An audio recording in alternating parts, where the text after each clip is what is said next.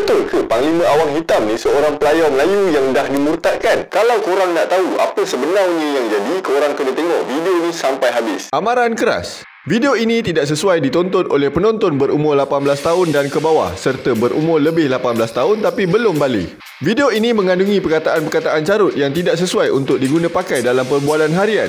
Jika anda mengambil risiko untuk menonton video ini, fahamkan mesej dan ambil yang bermanfaat sahaja. Assalamualaikum dan salamlah ke bersejarah. Hari tu ada orang request dekat aku untuk cerita pasal sejarah Lanun. Jadi bila aku cari, aku tak jumpa, tapi aku jumpa sejarah lain. Memandangkan aku dah lama tak cerita sejarah Melayu, jadi hari ni aku nak cerita sejarah Melayu, iaitu sejarah Panglima Awang Hitam. Nama sebenar dan asal usul Awang Hitam ni tak dapat dikenal pasti sebab tak ada catatan yang kukuh. Masa zaman Kesultanan Melayu Melaka, Awang Hitam ni salah seorang yang duduk dekat Istana Melaka. Kalau ikutkan teori sejarawan, diorang kata Awang Hitam ni bukan berasal dari Melaka, tapi dia ni anak raja daripada kerajaan lain di zaman Kesultanan Melayu Melaka. Masa zaman tu, pemimpin kerajaan lain akan hantar anak lelaki diorang untuk berkhidmat dekat Istana Melaka. Tujuannya ialah nak dapatkan pengaruh dengan kebenaran untuk berdagang dekat Laut Selat Melaka. Zaman tu kan, Pelabuhan Melaka dengan Laut Selat Melaka jadi laluan perdagangan yang paling busy dekat Asia Tenggara ni. Jadi ada kemungkinan Awang Hitam ni berasal dari tempat lain. Ada yang kata dari Sumatera, ada yang kata dari Maluku, dan ada juga yang kata dari Cebu, Filipina. Tapi yang pastinya dia memang dari Kepulauan Nusantara. Masa berkhidmat dekat Istana Melaka, Awang Hitam ni belajar banyak ilmu, macam ilmu bahasa, ilmu laut, ilmu pelayaran dan ilmu navigation, di mana dia boleh baca bintang untuk jadi penunjuk arah semasa belayar dekat laut. Senang cerita, Awang Hitam ni seorang yang berilmu tinggi, bukan biasa-biasa punya. Pada 11 September 1509, Ferdinand Magellan dengan sepupu dia Francisco Serrao join pelayaran dalam kapal Diego Lopez de Esquerra untuk datang ke Melaka. Macam aku pernah cerita dalam video sebelum ni, Diego datang Melaka sebab nak kumpul maklumat pasal Melaka. Sampailah Sultan Melaka arahkan untuk tangkap diorang ni, tapi ramai yang dapat lari. Jadi pada tahun 1511, Portugis hantar Alfonso de Albuquerque untuk conquer Melaka, dan antara orang yang ada dalam kapal Alfonso ialah Ferdinand Magellan. Masa kejatuhan Melaka ni, ramai lelaki Melayu dekat Melaka kena tangkap dan dihantar ke Portugal untuk dijadikan tawanan perang atau dijual sebagai hamba. Masa peristiwa ni berlaku, Awang Hitam ada dekat Istana Melaka dan dikatakan berumur 12 tahun ketika itu. Berdasarkan catatan Antonio Pigafetta, anak kapal Magellan, Magellan ni dikatakan pecah masuk Istana Melaka dan menjadikan Awang Hitam ni sebagai hamba sebab dia nak teruskan pelayaran ke pulau-pulau yang lain dekat Nusantara ni. Disebabkan Awang Hitam ni mahir dalam selok belok lautan dekat Nusantara ni, dia telah dipaksa untuk ikut sekali naik kapal Ferdinand Magellan untuk menjadi penunjuk arah. Sepanjang pelayaran balik ke Portugal tu dikatakan berlakunya pemberontakan, kebuluran dan kematian di kalangan tawanan perang dekat atas kapal Portugis. Lepas dah lama belayar dekat laut, pada tahun 1512, kapal Magellan telah sampai ke pelabuhan Lisbon, Portugal. Bila sampai Portugal ni, Magellan tukar nama Awang Hitam sebab nak elakkan jadi masalah kemudian hari bila orang Portugal tahu yang Awang Hitam ni bukan orang Kristian. Zaman tu orang Portugal ni tak suka orang luar, lagi pula bukan agama Kristian, lagi dia pangkah kalau agama Islam. Jadi nama Awang Hitam ditukar menjadi Henrique atau Henry, sempena nama perayaan Saint Henry, perayaan daripada pemerintah Katolik Empire Rome. Itu nama dekat Portugal. Kalau dekat Sepanyol, nama dia jadi Enrique. Bunyi dia lebih kurang je. Jadi bila dah tukar nama, Awang Hitam ni selalu digelar Enrique di Melaka atau Henry the Black sebab kulit dia gelap. Yelah, kita ni orang Asia Tenggara, genetik kita memang kulit hitam manis, mana ada kulit putih melepak ni. Ada satu teori daripada barat mengatakan yang Awang Hitam ni telah dibaptiskan menjadi Kristian, sebab tu dia tukar nama. Tambah pula masa tu dia hamba yang berumur 13 tahun, jadi apa pilihan yang dia ada? Tetapi menurut catatan Pigafetta, Awang Hitam masih berpegang kuat pada ajaran Islam sebab dia langsung tak makan daging khinzir yang dihidangkan ke atas kapal dan menolak untuk kahwin dengan adik perempuan Magellan sebab dalam Islam mana boleh kahwin kalau berlainan agama. Jadi persoalan pasal Awang Hitam dimurtadkan tu boleh dikatakan salah lah. Lepas balik Portugal, Magellan telah dinaikkan pangkat dan jadi orang kaya baru disebabkan hasil harta rampasan dari Melaka. Masa ni Awang Hitam menetap dekat Eropah agak lama dan boleh kata jadi sahabat kepada Magellan. Lepas tu ada satu masa ni, King Manuel yang pertama, Raja Portugal masa tu, tak berapa ngam dengan Magellan sebab dia ambil cuti tanpa kebenaran untuk pergi Maghribi atau sekarang Morocco. Masa dekat Maghribi ni, Magellan injet dekat kaki yang menyebabkan dia jadi tempang. Bila dia balik Portugal pula, dia telah dituduh membuat perdagangan haram dan makan rasuah. Walaupun dah dibuktikan tuduhan tu palsu, tapi lepas 15 Mei 1514, Magellan dah tak dapat job lagi dah daripada Raja Portugal. Pada tahun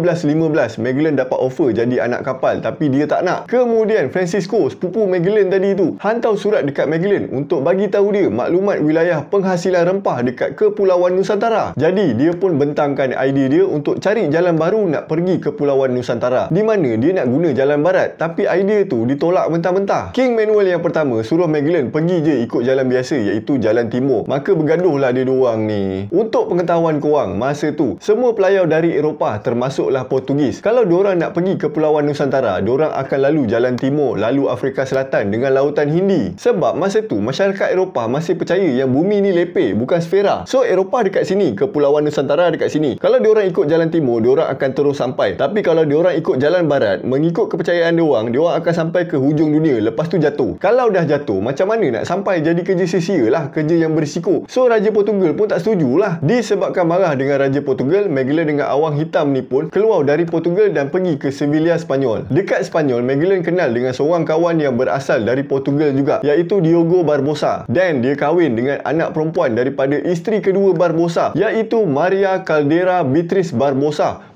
Bukan main panjang lagi nama dia. Ini kalau akad nikah ni tak tahu berapa kali lafaz ni.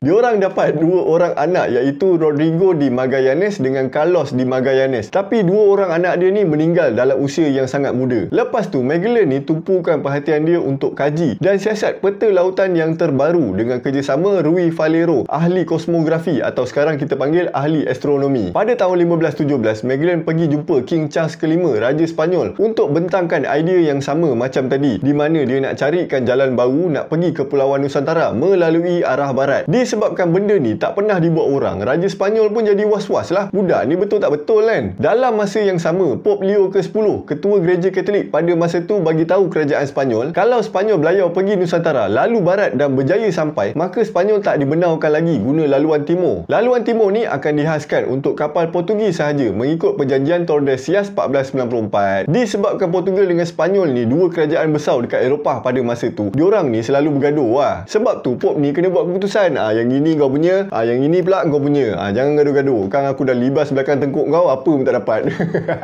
Untuk meyakinkan Raja Spanyol yang benda ni boleh jadi, Magellan bagi tahu yang Enrique atau awang hitam ni sangat mahir tentang lautan, pelayaran dan selok-belok ke Kepulauan Nusantara. Raja Spanyol pun dah confident, jadi dia pun bagi 5 buah kapal dekat Magellan untuk ekspedisi Magellan ni. Jadi Magellan dengan awang hitam ni jadi orang pertama yang berani mati nak belayar pergi Nusantara melalui jalan barat. Selain daripada awang hitam, orang kanan Magellan yang join sekali ialah Juan Sebastian Elcano, penunjuk arah dari Spanyol dengan Antonio Pigafetta. Pada 20 September 1519, diorang pun mulakan pelayaran diorang melalui Laut Atlantik, seterusnya Amerika Selatan dan Laut Pasifik. Bila Raja Portugal dapat tahu yang Magellan ni kerja dengan Raja Spanyol, dia anggap benda ni sebagai satu penghinaan dekat Portugal. Masa diorang gerak tu, ada beberapa kapal Portugis yang dihantar untuk kejar kapal dan bunuh Magellan, tapi fail. Sepanjang pelayaran diorang, macam-macam dugaan yang jadi, macam wabak penyakit, kematian anak kapal yang memberontak, suruh diorang ni patah balik. Anak kapal Magellan was-was dengan idea Magellan ni, sebab tak pernah ada orang yang explore lagi laluan barat ni. Lepas setahun, pemberontakan dekat kapal Magellan ni jadi reda sikit bila diorang jumpa benua baru, iaitu benua Amerika Selatan. Satu laluan laut dekat Laut Amerika Selatan dinamakan Selat Magellan, sebab dia orang first yang lalu dekat situ. Bila diorang dah masuk lautan Pasifik, jadi balik pemberontakan dekat kapal Magellan dan banyak masalah jadi, macam kapal hilang, tak cukup bekalan makanan, sampai anak kapal dia ramai mati kebuluran. Pada awal tahun 1521, isteri Magellan telah meninggal dunia, tapi Magellan tak tahu sebab dia dekat atas laut. Dulu mana ada WhatsApp ke Telegram ke email ke nak bagi tahu. Jadi dia pun teruskan pelayaran dia.